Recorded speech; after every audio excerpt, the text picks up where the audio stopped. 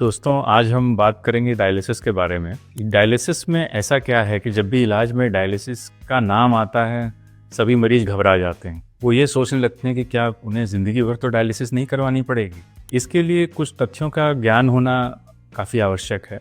Dialysis की आवश्यकता उन मरीजों को पड़ती है ज़्यादातर जिनके गुर्दे या किडनीज काम करना बंद कर देते हैं। किडनी फेल्योर दो प्रकार का होता है। एक टेम्पररी किडनी फेल्योर, जिसको एक्यूट किडनी इंजरी कहते हैं। इस बीमारी में विभिन्न कारणों से किडनी फेल तो होती है, लेकिन कुछ समय के इलाज के बाद वो रिकवर कर जाती है। तो ऐसा हो सकता है कि एक्यूट किडनी इंजरी के मरीजों को कुछ समय डायलिसिस करने की आवश्यकता पड़े, लेकिन जीवन पर्यंत इन्हें डायलिसिस की आवश्यकता नहीं रहती है। वहीं दूसरी ओर एक दूसरी किडनी की समस्या होती है, जिसे क्रोनिक किडनी डिजीज़ या असाध्य गुर्दा रोग बोलते हैं। इस बीमारी में किडनियाँ परमानेंट रूप से पूरी फेल हो चुकी होती हैं एवं जीवन चलाने के लिए लाइफ लॉन्ग डायलिसिस की या किडनी ट्रांसप्लांट कराने की आवश्यकता होती है। तो कभी भी डायलिसिस का नाम आते ही घबराना नहीं है। हमेशा अपने डॉक्टर से ये समझना है कि क्या आपका गुर्दा टेम्परेरी रूप से फेलियर है, जिसे कि एक्यूट किडनी इंजरी कहते हैं, या वो परमानेंट फेल हो चुका है, जिसे क्रोनिक किडनी डिजीज़ या असाध्य गुर्दा रोग कहते हैं। डायलिसिस का आविष्कार सेकेंड वर्ल्ड वॉर के दौरान हुआ था। करीबन आज 75 साल से ऊपर हो चुके हैं इसके आविष्कार को, और धीरे धीरे करते हुए इसकी टेक्नोलॉजी और साइंस इम्प्रूव करती जा रही है और बढ़ती जा रही है। आज कई तरीके की डायलिसिस का इजाद हो चुका है। मूलतः जिस तरीके की डायलिसिस को आप जानते हैं उसे हीमोडायलिसिस कहा जाता है। हीमोडायलिसिस में भी काफ़ी रिफाइनमेंट या उन्नति आ चुकी है।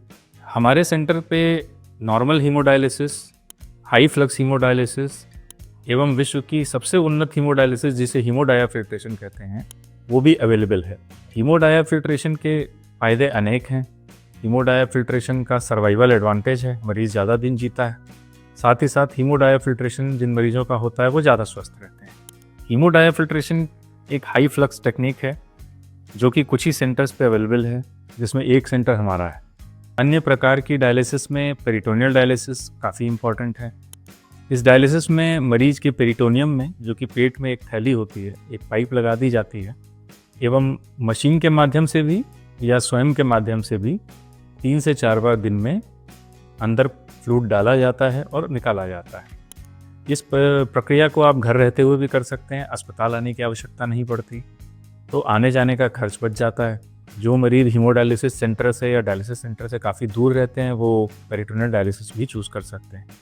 इसके फ़ायदे और इस पे मरीज का सर्वाइवल करीब करीब उतना ही होता है जितना कि नॉर्मल हीमोडायलिसिस पे होता है।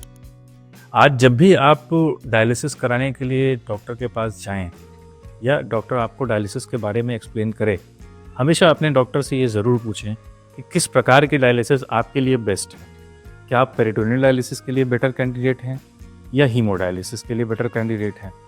हीमोडायलिसिस में भी आप नॉर्मल लो फ्लक्स हीमोडायलिसिस करवाना चाहते हैं या हाई फ्लक्स हीमोडायलिसिस करवाना चाहते हैं, या जो बेस्ट थेरेपी है हीमोडायाफिल्ट्रेशन, आप उसे चूज़ करना चाहते हैं।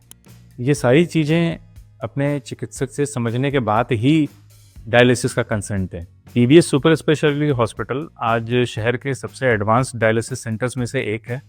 यहाँ हर प्रकार की डायलिसिस मौजूद है। साथ ही साथ डायलिसिस मरीज के साथियों के लिए अलग से वेटिंग रूम है एवं सभी संभव सुविधाएं मौजूद हैं। तो डायलिसिस कराने से पहले विजिट करके हमारा सेंटर अवश्य देखें।